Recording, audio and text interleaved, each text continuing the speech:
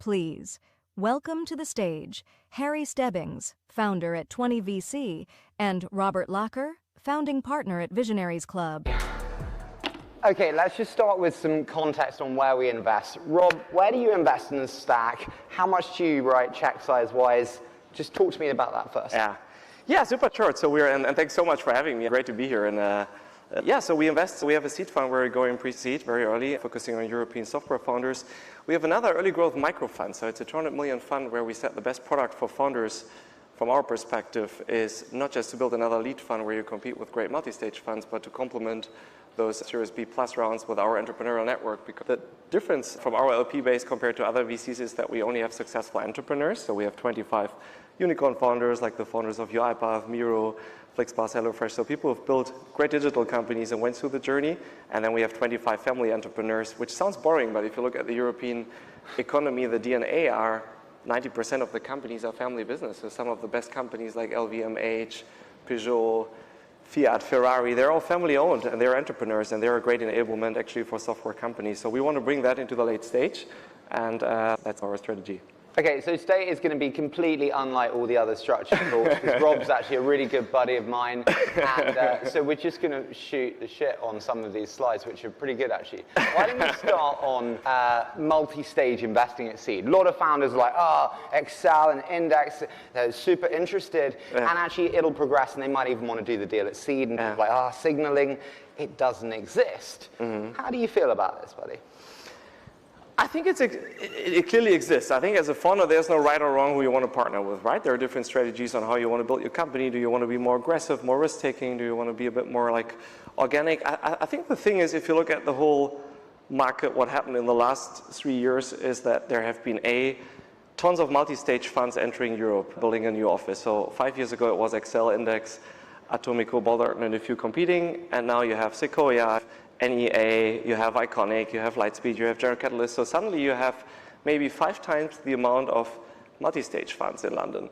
And then I think it was on a slide just now, those funds have raised their largest funds ever in history. So am I allowed to be really unfair? Just the top 3 of those funds for founders listening. Which ones would you go to? Multi-stage generalists, rank them. I think again, it depends on what you're looking for at a founder. If you want to have a GP-focused fund, Benchmark is a great address because they just have partners that will work with you. They don't have a platform. They won't delegate the work. If you're saying, Europe, hey, look. So I'll go with many great ones. Who would you choose? 20 VC for growth. No, I'll go first. Sequoia, Excel, and Index. They're all good partners in one or the other way. So you won't get me to an answer because I think it depends on the individual who's taking the board seat. It depends really on what you're looking for as a founder. Do you want to go into the US market with your software company? Do you want to stay in Europe? And I think it's just, as a founder, about finding out about the DNA who you want to work with. And I won't give you a recommendation now on who I like most. I respect all of them a lot, to be honest. But it's a different story at seed stage. We were talking about signaling. So I think what I was saying in the beginning is Series A has become such a red ocean for VCs competing to enter the rounds that it's just very difficult to win deals. If you were a multi-stage fund 5 years ago, you would maybe have a 50% chance to win a term sheet in one of your great founders, right? And today, you would have 20 funds maybe competing with a term sheet. So your win ratio as a VC firm is maybe going down to 10%. And if others are even having more momentum, it's going down to 1%. So what are you doing? You're trying to do a seed round. So you're buying optionality. You're doing maybe a 3 million check here, a 3 million check there. If you have a $1 billion fund, it doesn't hurt you that much, but you basically buy the optionality to preempt the A rounds if things going well. If things don't go well, it's just a little difficult for the founders because if you have an aggressive multi-stage fund in your cap table, everyone knows if you're killing it, they would preempt your next round. They would clearly do the A round. That's certain. Can give you 10,000 examples. It's just, if things are going okay, but not massively great, which is normally the case at the early stages, it's going up and down. It's just a bit more difficult to explain, hey, there's this partner, David, in my board from multi-stage fund X, and yeah, he likes us. He has his 12-15% ownership. He said it's nice, he doesn't need to preempt the round. Everyone will call him and then say, look, can't be such an amazing deal if you're not doing it yourself. So I think that's a little maybe the tricky situation to be in. I think the core question to ask if you're a founder is does this multi-stage fund care about me enough? Am I meaningful enough in proportion to their fund size? So it's what proportion of their fund size is this check? Sub 2 to 3%. Honestly, it's a total optionality bet. Yeah. I think you'll probably agree with me on that. I think another thing is one of the biggest ways that I see companies get killed in the vein that you just said. You're doing okay, sometimes actually really good. Yeah. But the principal in the multi-stage fund left, and you're one of 30 companies, and you are orphaned is the term where you don't have a champion in that fund, and then actually you're not going to get the next round anyway. And so you have done well, but you're still, in other words, in trouble in that respect. And then the one, it really pisses me off. We do rounds, and it's 3 million round, we do 2.6, and a big fund says, we'll do 200K. And the founders are like, oh, I really want that big brand name. And I'm like, it means nothing to them. They are buying optionality, don't take that money. How do you feel about that? Yeah, I think it's, as mentioned, we love partnering with all those funds, and we love them leading the A round. And I'm in seed boards with some of those funds because we also teamed up with multi-stage funds at seed, and I'm in many Series A, B rounds. And if you put in a 20 million check and you have a partner of a multi-stage fund in that company, that is a meaningful ticket. That partner will work her or his ass off to make you successful because it's basically core track record. It's really something, maybe one investment that you do a year as a partner. On the seed side, it often gets delegated to an associate, which doesn't have to be negative, but it's just like a very different kind of operating mode. So if you're a multi-stage fund, it's just a different business model. You're doing a few investments, you're spending great time with the founders, you're having a larger fund size, but you can't build a portfolio of 50 companies, then you're ending up Y Combinator. And that's not the brand that you want to have as a multi-stage fund. For us as a seed fund, if we're having a 165 million fund, we do a 5 million investments, that's a hell lot of money for us. So whether it's myself or one of my partners, they would die to make that company in the Series A round a fundraising success, right? Because it's a meaningful check if we lose that. And again, there's no right or wrong. I think there are funds, I admire Crandom, Benchmark, who are smaller, like 400 to 500 million funds that clearly say we do seed and A. And clearly when they do a seed investment, it's one of 30 investments they do in total. They are all in with the founders. I think it's a little of a different thing than if your strategy is, oh, we have a seed fund, an A fund, a growth fund, and you feel it's a little like an industrial pipeline to just, over time, build opportunistic ownership in your best companies, which is a smart strategy, but it just comes a little at the cost of the founders having that exposure. We just had it. Like a few weeks ago, there was a company very successfully raising that had 3 multi-stage funds competing, let's take Tacto last year, you were also following the round, so there were a lot of multi-stage funds putting down a term sheet for an A round and afterwards an B round. That's a great situation to be in as a founder. If you have all those logos basically trying to win you for the A round. I think the tricky part is if you have already blue chip fund A in the cap table, it's a little bit like, I think we have this picture of a towel next to a pool. Like, I'm from Germany, and Germans, when they're on holiday in Mallorca, in the morning they put a towel next to the pool to reserve the space, and then they go sleeping again, and then 4 hours later, they basically go back. So it's a little bit putting dips on the companies, and then you can preempt it. But what's the ratio? Is it maybe 15-20% of multi-stage funds following up on their seats? So I think it's something interesting to discuss. I think these conversations are best when they're like super granular and tactical. And so I think like the question to ask if you're a founder is like, okay, 5 out of 160. How do you think about initial versus reserve checks? The reserve is the follow-on capital that you put subsequent. Okay, so actually you have a 50-50. So actually you're 80-80. Okay, can you talk to me about a time when you have not followed on into a company? Why? What would be those reasons? By the way, if they do also want to do the deal, you've also just got a number of references that you can speak to, which maybe wouldn't be perfect, because you always want to get off-sheet or imperfect references. I think it's really important to ask these questions. And I don't know about you, but I find the best founders really interview me. Yeah, look, I think it's, as a seed fund, it's a bit more easy because you're more aligned with the founder, because normally the first check is the one that matters. And then, you know, I think there are a lot of arguments against pro rata rights, right? So I think there are a few funds or founders that say, why should you have the right to do pro rata? You need to deserve it. I think there are different models. There are funds like Point 9 who say, look, if you want, we just give you the promise to do pro rata in the next round to avoid any signaling. So they would just do pro rata in any company where a founder wants it. So you avoid that, right? So there is no signaling risk because the seed fund would always follow on. We offer the same to our founders. There are other founders. Take Deal from, like Alex from Deal. We were lucky to do the seed round with my first fund, La Familia.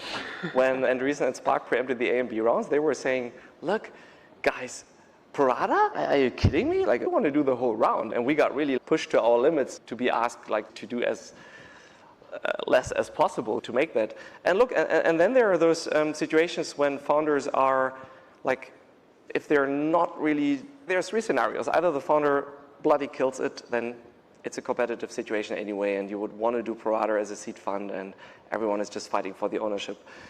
Or the founder is doing good, okay, in the middle. That's normally the case. And with any amazing outlier we had in our portfolio, whether it's a Deal or Presonio or Miro, like they've all gone through those journeys. They were all not obvious. I think Daniel Dines was on your podcast when your iPath has been done.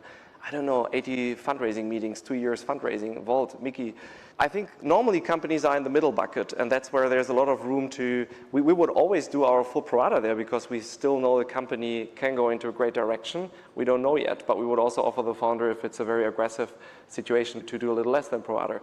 And then there are those companies where you think, obviously they're maybe not doing that great, but they found an investor that is backing them, where it's a bit also, like we would never talk someone into such a deal. I think it's a bit also the choice then of the new investor still leading the round, and normally the founders are then of course asking us to do a certain part of pro rata. We would always do that. We would maybe optimize a little bit as a fund to say, look, is it okay if we do half pro rata? Is it okay if we do a certain amount just to give you the confidence to close the round? I think that's honestly how we're trying to handle it. How about yourself? Are you having a follow-on reserve strategy with your seed fund? No, so we remove signaling, so we don't ever do follow-on.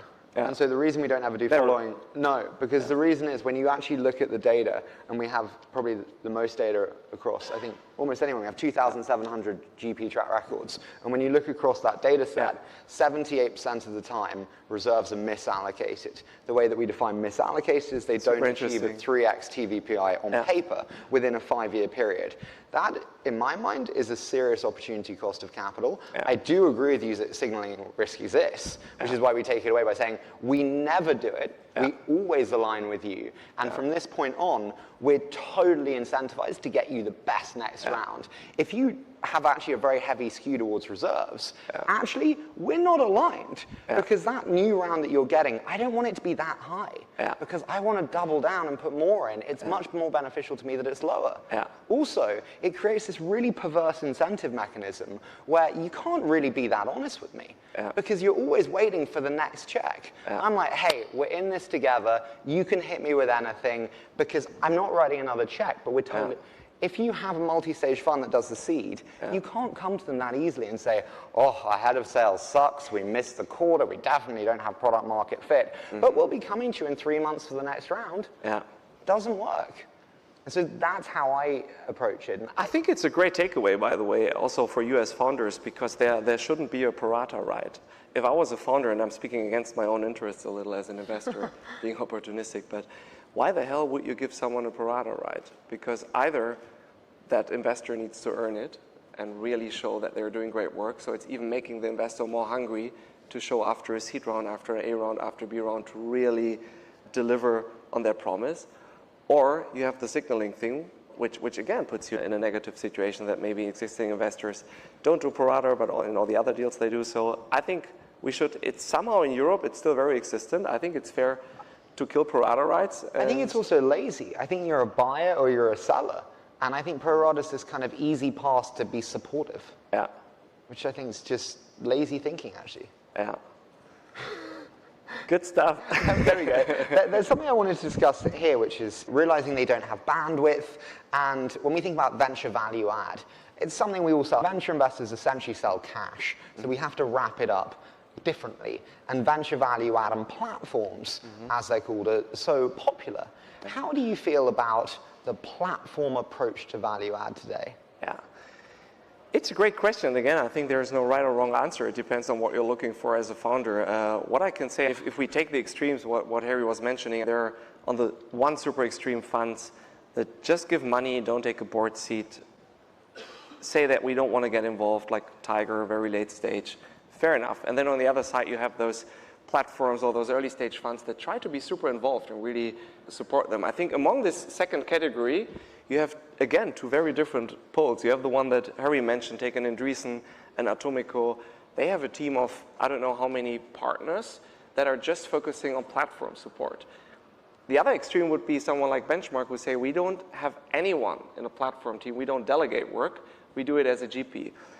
I think the way I would balance it as a founder is ask myself, I think if you're having a GP support, so imagine you're hiring a VP sales, you're tapping into a new market, you're looking for advice, that would be more like an ownership perspective, because that person is aligned with your interests to just make your company a bloody success no matter how. So if that person is doing an interview of your VP sales, that person will, like the GP, will grill that person and will make sure it's the right fit. If the GP is delegating to a platform partner, it becomes sometimes a bit more of a service business, because people that are in platform teams, that's the way why we don't have it as visionaries, and we are all former founders. We think the best of the best people out there, you can't hire in a VC firm. If you look at our LP base that we're trying to leverage, and you're having the same strategy with 20 VC, if you want to speak to a Daniel Dines on international market expansion, or you want to speak to a Hanno Renner from Personio on, hey, how did you build a sales team? If you spend 30 minutes with those people, it's a 10 out of 10 support that you get and value that you get out of this. I think the more you delegate to people who are platform managers, it becomes a bit of a consulting service, ticking the box thing. So I sometimes get the impression that the platform people are more like scaling the GP time of a fund to make more investments than really scaling the founder time. But again, I think there are other founders who really love those platforms. If you take in our portfolio, Alex from Deal, I think he has worked a lot with Andreessen, and they've been a great support because it has been such a fast scaling company. There are other companies in our portfolio where it has been the opposite. One last thing I would say, and I would be super curious to get your take. Those founders in our portfolio that really outperformed were pretty independent founders that really just were looking, if they were looking for advice, they were looking for a 10 out of 10 highly strategic or on the point advice to answer a certain question. As a founder, you have to answer 100 questions a day, or you have to make 100 decisions a day. So I think every second you spend with a VC firm beyond the money should be a 10 out of 10 experience, not a 5 out of 10 experience. And I think you get closer to a 10 out of 10 experience if the GP is giving that support, or if, like in our fund structures, you make the introduction to someone who has really authentically gone through that journey. So I think summary from my side is both models can work incredibly well. It depends on how much handholding you want, on how much, what you expect from a VC firm. And what's your take? That was a too long monologue. You have to interrupt me. No, I think there's three types of investors. There's investors who know a lot and are very helpful. Fantastic, big tick in the box. There are investors who know nothing and know they know nothing and don't do much. Fantastic, big tick in the box. Yeah. Both great. And then there are the really dangerous investors who think they know everything, but actually know nothing and want to do a lot. Big cross, worst of the worst. Europe has a lot of them, sadly. So I think that, and then I think on the platform spend, really dig into their spend. Andreessen have hundreds.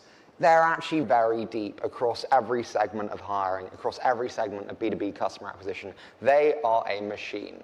Insight is the same. We have Insight who've done our companies, and it is a machine that they roll in. That is very impressive. The ones where I'm just highly doubtful, oh, we've got a head of talent here, whatever their name is, and you know what, it's complete crap. Because you're hiring a CMO or you're hiring a CTO, completely different roles. At the end of the day, they just end up navigating a job spec between different recruiters or helping you. It's not helpful, but we're pretty good at selling it. I would just say that build your cap table like you do a sports team. Everyone has a very specific position, a left back, a right back. Have someone for PR and marketing, have one for engineering, recruiting, have one for fundraising, have one for pre-product market fit customer discovery. And then for each different thing, you have these outsourced kind of weapons that you can utilize really effectively. Be very tactical about how you build your cap table. Yeah. No, I think that makes a lot of sense, but really two little things to add. On the one hand side, like we don't work that much with search firms, like for at least management hires. If, again, it's a service that they give you. It's not an owner in your company that is really trying to get you the best senior management candidate. It's different if you're looking for AEs or if you're scaling the overall team, but if you're really looking for the best, it can open up the funnel, but I think it's just, if you look at the distribution of candidates, we think if it's really the GP putting a lot of time of it, sometimes the quality is a little higher. The other thing is, I think it heavily depends on stage. So at seed stage, if you take a Christoph from Point 9, it's an amazing partner. Like he would be very hands on the spot. I guess every half an hour you spent with him will be amazing. And then maybe at a Series A stage, you work with a Luciana in the board from Sequoia, or it can be anyone from Excel or Index or any of the other great funds. Sometimes then when you've built your board, let's say you have Harry and Christoph Jans in the board and you have a great multi-stage fund in the board, and then you're raising your Series C or D, the question is like, what exact support do you need? Is it maybe US market entry? Do you need a platform in the US, or is it maybe really just the money? That's why I think at the later stages, we really see sometimes the support angle relevance declining, and it's more like raising money at better efficient economics than having another partner that takes a super hands-on role in the board. Yeah, I mean, I always want to roll off the board. I think, as you said, you shouldn't have 5 investors on the board who generally don't add that much of a different perspective. If at the Series B, there's not that much use for me to be there, really. If the founder wants it, fine. But absolutely, I don't think we should stay on the board in perpetuity. And a lot want it for brand or whatever. I don't think that's necessary. Yeah, I think it's important to take ego out of the equation as a VC to venture and happy to leave a board. Let's talk about this one. I like this one. There's companies that just get hot. You mentioned Tacto earlier. This was successive rounds, insanely quickly, extremely high prices. Just talk to me about how you see this one, where there's incredible heat for a very few number of companies. And then what about the rest? Yeah. I think this is a really interesting one, and hopefully we'll have a long discussion about it because it has so many angles. Let me maybe start with one angle, it's at least how we perceive it. If you look at 2020, 21, like the, let's say, bubble boom times, if you imagine there's a left door and a right door, and the left door is maybe the top 10% companies, and the right door are the 90% remaining companies, which can be amazing. It can be the top 25%, top 40% whatsoever. I got the impression that in this bubble time, funds just went through both doors a lot. So there was a lot of funding left and right in companies that maybe didn't have the metrics yet, but got preempted, a bit of FOMO. I got the impression, and it's something sad, and I'm sure you can add to this, that in the last 1.5 to 2 years, there's more than enough capital in the market. We never had more capital for software companies. There haven't been many investments, but those investments that had been done, I got the impression every fund suddenly just wanted to go through this left top 10% door of great performing companies that were absolute outliers with metrics, and the valuations went insane. So if we just take a few of our portfolio companies, Pigment Tacto, but there are many others like DeepL, Johan is here with Jarek also, or Penny Lane. I think great companies, amazing performance, but the valuations are insane, right? So my takeaway is a little bit what has happened. A lot of funds suddenly everyone just wants to do insane outlier quality, and it has become quite difficult for some of the maybe top 25% companies or top 30% companies that are still amazing SaaS businesses, great opportunities, that were a little left aside. Oh yeah, let's wait, and difficult market times, let's see how they play out. But what's your take? I'm losing all my friends in this talk. I just think investors are incredibly lazy as to how they define attractive markets. Like, I always laugh that all my investments are in the world's best founders in the world's most unpopular VC markets. And I'm perfectly happy for that. I don't care that other investors don't find my market attractive. Generally, they're very good businesses that make money pretty quickly. And so I don't really care. I think there's an element, though, to unpack there, which is like, there is a question mark around incentive mechanisms of investors. And if you don't own your firm, you do actually have to think a little bit about that. If you are a strategic person in a multi-stage fund, getting into one of these hot deals is what's going to get you the promotion. Doing the slightly off the beaten track but amazing company that might take 3 or 4 years to get to product market fit or is very deep in the infrastructure build, you're not going to get that promotion. So you've got to think about the strategic incentives of the people making those investments. And that's why I also really like, and I always push people, work with the founders of firms. They ain't leaving, number one. You're not going to get orphaned. They're not afraid to take these courageous bets. They're not getting fired by other partners. And so I think we're just quite lazy to define hot markets. And I think that drives a lot of the concentration of capital to a very small number. I think it's a great point because it's something bad about our VC industry and what we discussed 50 minutes ago. There are many funds, maybe 60, 70% of the multi-stage funds now based in London just have moved over in the last few years.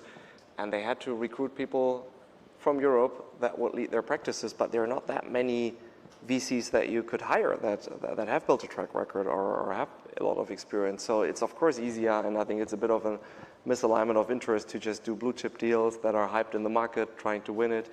I think the best of the best VCs and some of the best deals ever are those that are in this other door, that are not obvious, that left and right. Let's just unpack those if we actually look at them, which is in Europe, like Volt, as you said. How many rejections did Mickey get? Insane. It's one of the best companies. Mickey, one of the best founders. I think they got 80 rejections. All the standard VC talk, yeah, you never get a delivery model profitable.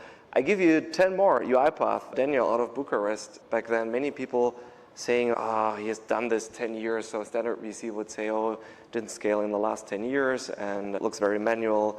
Miro, one of the best companies ever out of Europe, doing several $100 million in ARR, founded in the little city of Perth, in the middle of nowhere. Andre, an amazing founder. Also, not a really obvious one.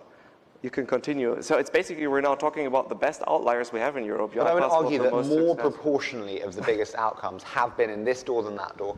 Yeah.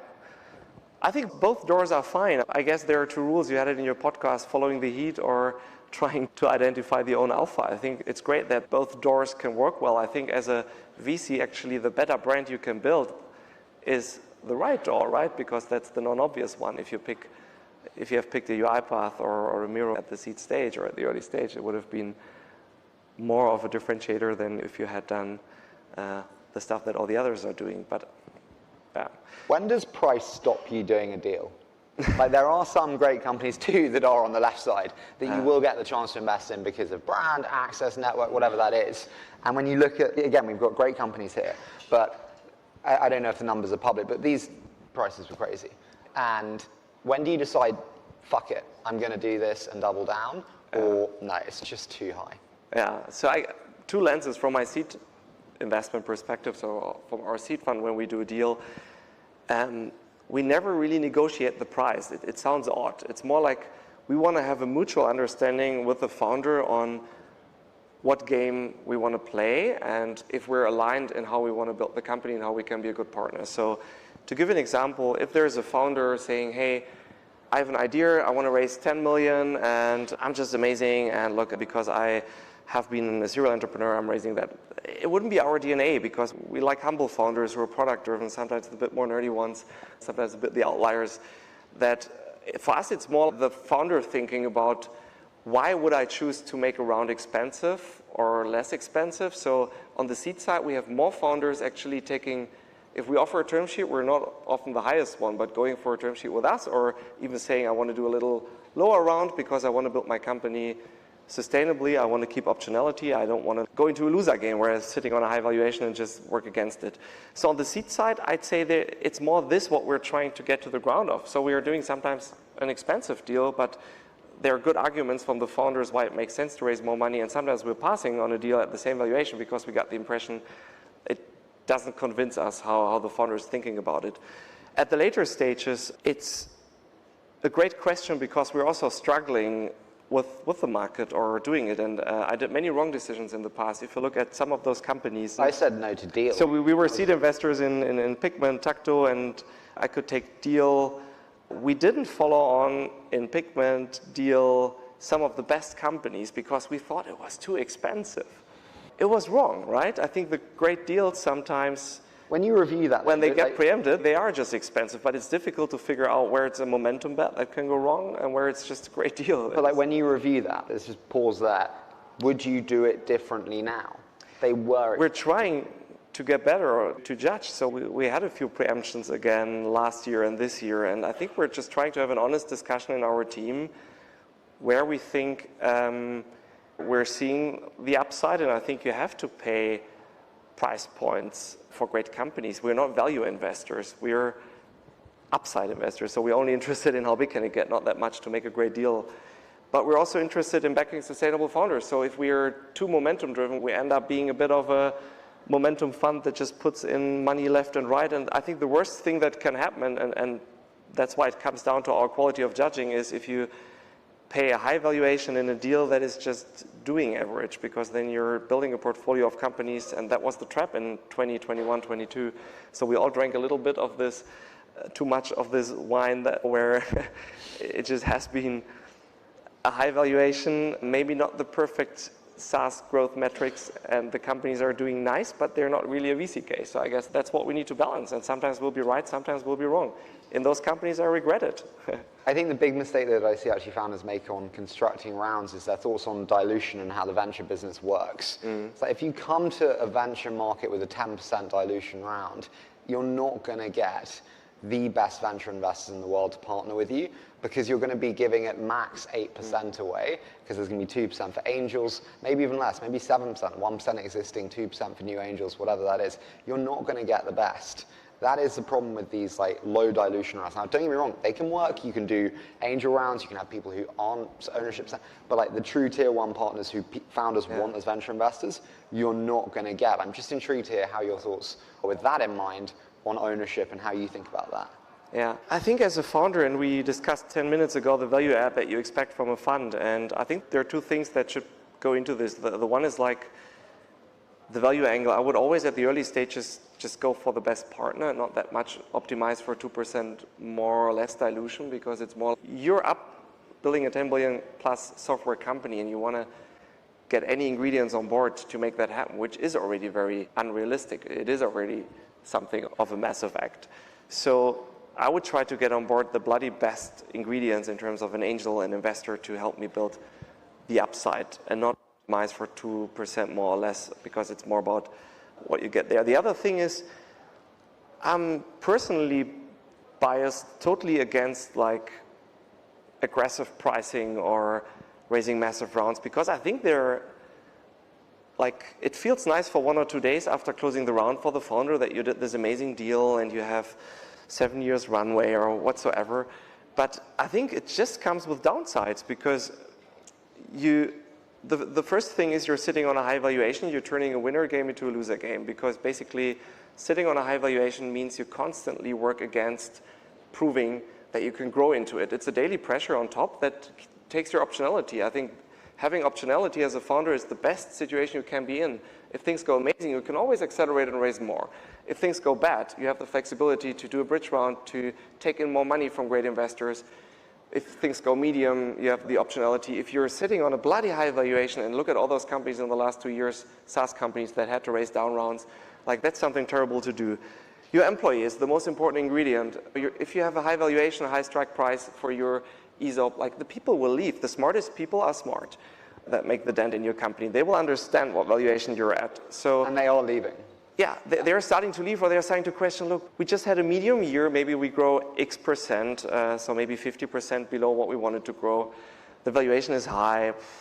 Maybe I go to this other company at the earlier stage where the valuation is lower, because how should we grow into this? It takes 3 years for us to grow into the valuation, another 3 years to make money.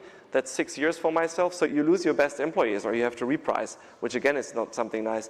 The third thing is something hidden, which we really see with every hard learnings we had with pricey seed rounds.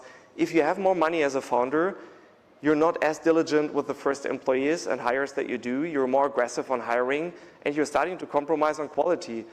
If you can only hire 5 people, and that's all the money you can spend, you will sleep 3, 4, 5 nights, be up at night to think about, should I do this one hire? And those 5 or 10 people are automatically the next 100 people that you hire, because they will. So it's destroying the culture in many companies. If you have this momentum, oh yeah, and I got a VP marketing fast, VP customer success done because I have the money, and if it doesn't work, I can rehire.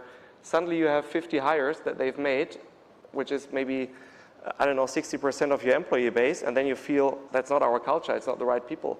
And the last thing is, sorry, it's super long monologue. If we look at the later stages, for every billion in valuation that you add, if you take a 10x multiple, which is already generous, taking public market 6x multiples, you need to add 100 million ARR. So take a normal round, even if you have 2 to 3 years runway, and if you're adding 1 billion as a valuation that is too aggressive, you have to add 100 million in ARR to justify that valuation increase in that point of time. If you don't do that, and the market is not as nice as it was the last 2 years, you're just having trouble. But how do you think about it? I've done 170 investments in 10 years, and we analyzed performance across them, and according to actually how much they raised at the seed. And consistently, the worst performing companies raised 5 million or more at the seed round. Consistently. It starts at seed. It is just absolutely the clearest signal you have. It slows down all urgency, as you said there. Fundamentally, people do too many things at the same time. They are not focused. They do a second country way too soon, a second channel way too soon, customer discovery, whatever. That's just uniform, by far the worst. And then also, when you do 5 on 25, you take away the ability to actually do the next round at 25. The best is to do 3 on 12 or 3 on 15, and then actually, if it doesn't go that well, you can still raise like 4 on 20. But when you raise 5 on 25, you got to hit it. A really good heuristic to think through is I need to 3x every round. So if my price is 20 now, in a 12-month time period, because you're going to fundraise generally for 18 months of runway, generally speaking, very broad strokes, you're going to go out in 12 months. I need to be at 60 then. Can I see that? And if you can't see that, or you're going, ugh, you're going to open up a world of pain because it really damages employee morale when they don't feel like they're moving fast. So I think that's really important. It's spot on advice. I think it's exactly interesting that you have those metrics. Maybe you can publish them on SaaStr, or you can publish them to me in an email. No, I think one thing to add on top is, which I forgot now, but I'll get to it, I'm sure, in a second. We spoke about raising too much, optionality, about price points. Every founder's just, I'll put the money aside. I know I raised too much. Yeah, they never do. Parker Conrad from Rippling and I always have this beef on Twitter, and he argues with me, you're wrong and you can put the money aside. Yeah, 100% you can, but barely anyone is Parker. The majority, you just get a little bit looser on what you can do. Yeah, that's a luxury hire, but fuck it, we can do it. I give you one funny example that I loved with a founder. It's on the slide, so it's a contra example, but Office of Founders, interestingly, we have a massive correlation between, an anti-correlation between how nice the office looks and how good the company is performing. So here's the thing. I had a conversation with a founder a week ago who said, look, we're going into a mediocre office because we're an early stage company, we're doing well, we've raised a lot of money, but we want to give the people, every employee, the impression that we've not made it yet, that you're hungry every day, that you built this company into something absolutely insane, but we're not there yet, we're not retiring yet. If you give your employees the feeling that we have the most luxury office with 20 coffee machines and kickers, and take the Elon Musk example of going into Twitter, your employees will feel like, I'm on top of things, I've reached everything. It will just make them a little less hungry. It's just one argument of a founder. But it also creates that, constrained resources. It's also, fuck it, they can afford it. And so when it comes to also like salaries and bonuses and, fuck it, you can spend that on a coffee machine. Why can't I have this? Yeah. I'd much rather invest in the team. Yeah, and I think it's also aligning which people do you want to have. Do you want to have people that really get their hands dirty and build a great company, or do you want to have those people, that want to have a great office? I mean, it doesn't mean like, of course, get a great office, but make sure you get it at the right stage and the right kind of expectation management. One last thing to close that chapter, I would forget about everything we just said and just be a founder and build the company the way you want to build it. I think there is far too much hype about what do VCs expect at what stage and what would one do to raise an A or a B round. You're an entrepreneur, and there are 1,000 ways to build a great SaaS company. Some of them haven't even raised a lot of money. There's a company called Kima, or it was called Asia Inspection. The founder has built $1 billion plus software company. He hasn't raised any amount of money. So just think about, what do you need? What money do you need? What support do you need? How can you be a great entrepreneur? And don't listen too much of what 1,000 people would tell you to do. I think it's know when you're Walt Disney and know when you're Jordan Belfort. And what do I mean by that? Walt Disney is sell me this story, make it magical and make it wonderful. That's your pre-seed and your seed. And then you need to know when to sell me the pen. Yeah. And there is a very rude transition between the two that I think will catch people up. Yeah. And I think people are seeing that now, which is why it's often easier to raise pre-launch than it is post-launch. Pre-launch, you can still be Walt Disney. Next, you're Jordan Belfort. And I just think it's really important to recognize when that transition is. Yeah. Do you find that too? Yeah, I think it also has changed a little bit in the last 2 or 3 years, right? So I think 3 years ago, 4 years ago, people would raise an A round maybe with not that much traction, and you would be Walt Disney. Do you buy this? This slide or the metrics? No. So these are just metrics. It's an average of our portfolio, so we have different quartiles of company performance, and a few other VC funds who have shared data with us. So it's a bit how we classify VC cases. It doesn't have to do with you can build an amazing software company that grows 30% year over year, make this a family business, but if you want to be aggressive in the VC Shark Tank, I guess this is a little bit different metric categories that we see as an orientation for the Series A stage. Do you invest through this lens? No, so we're investing seed and Series B. So this is more when we get our companies prepared for an A round, like from those conversations they have with funds. This is not like what we think is great. It's more like what the market represents and which companies convert in raising Series A rounds fast, medium fast, and maybe not. And if companies, I think it has just changed a little bit that there is more focus on metrics. There's more focus, I think, what maybe used to be, if we take 500K ARR maybe 3 years ago with a great Walt Disney story and a few great product references, would have been an A round that many VC funds would have looked at, which today I think the corridor has gone more into something in the direction of 1.5 million to 2.5 million in ARR, I think, where Series A funds start looking seriously into SaaS companies. One slide everyone should have on their deck, I think, is 3 reasons why you should not invest in us today. And then say, our sales cycle is too slow, and give the data. Our net retention number is too low, give the data.